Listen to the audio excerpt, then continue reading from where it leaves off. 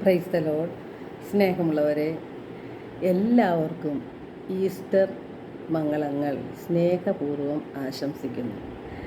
ക്രൈസ്തവ വിശ്വാസത്തിൻ്റെ ആധാരശിലയാണ് യേശുനാഥൻ്റെ ഉയർപ്പ്.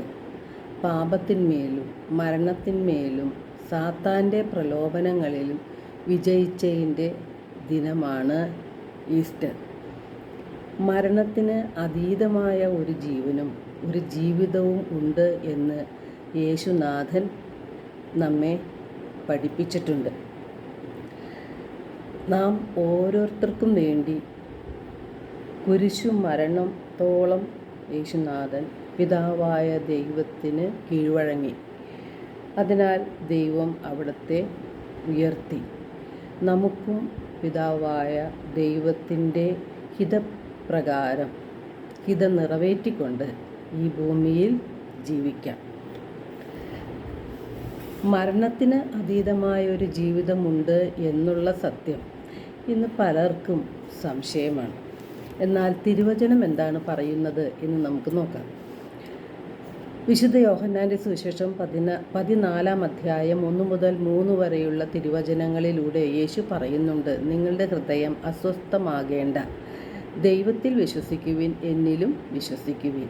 എൻ്റെ പിതാവിൻ്റെ ഭവനത്തിൽ അനേകം വാസസ്ഥലങ്ങളുണ്ട്. ഇല്ലായിരുന്നെങ്കിൽ ഞാൻ നിങ്ങൾക്ക് സ്ഥലമൊരുക്കാൻ പോകുന്നു എന്ന് പറയുമായിരുന്നോ? ഞാൻ പോയി നിങ്ങൾക്ക് സ്ഥലം ഒരുക്കി കഴിയുമ്പോൾ ഞാൻ ആയിരിക്കുന്നിടത്ത് നിങ്ങളും ആയിരിക്കേണ്ടതിന് ഞാൻ വീണ്ടും വന്ന് നിങ്ങളെയും കൂട്ടിക്കൊണ്ട് പോകും.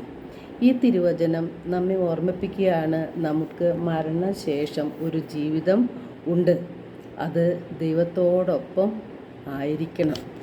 ആ യോഗ്യതയാണ് ഈ ഭൂമിയിൽ നാം നേടിയെടുക്കേണ്ടത്. വിശുദ്ധിയുടെ തൂവെള്ള വസ്ത്രമണിഞ്ഞ് പിതാവായ ദൈവത്തോടൊപ്പം നമുക്ക് വസിക്കാൻ കഴിയണം. യേശുവിൻ്റെ ഉത്ഥാന മഹത്വത്തിൽ നമുക്ക് പങ്കുകാരാകണമെങ്കിൽ യേശുവിൻ്റെ മാതൃക നാം സ്വീകരിക്കേണ്ടതുണ്ട്. പള്ളിയിൽ പോയതുകൊണ്ടോ പ്രാർത്ഥിച്ചതുകൊണ്ടോ കുർബാന സ്വീകരിച്ചതുകൊണ്ടോ വലിയ കാര്യമൊന്നും ഇല്ല. നമ്മുടെ ജീവിതത്തിൽ മാറ്റങ്ങൾ വരുത്താൻ നാം തയ്യാറാകണം.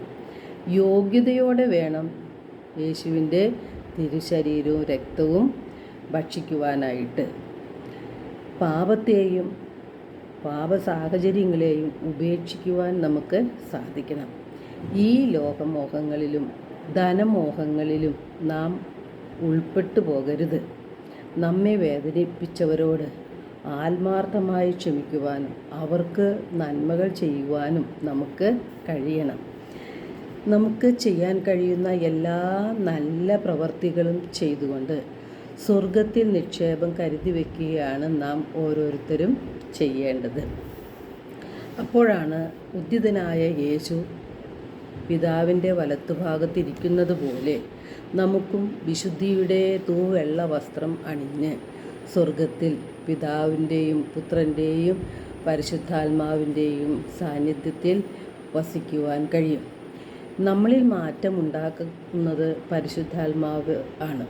പരിശുദ്ധാത്മാവിനെ ലഭിക്കാനായിട്ട് പരിശുദ്ധാത്മാവിൻ്റെ പ്രേരണയനുസരിച്ച് ജീവിക്കുവാനായിട്ട് നാം നിത്യവും പ്രാർത്ഥിക്കണം.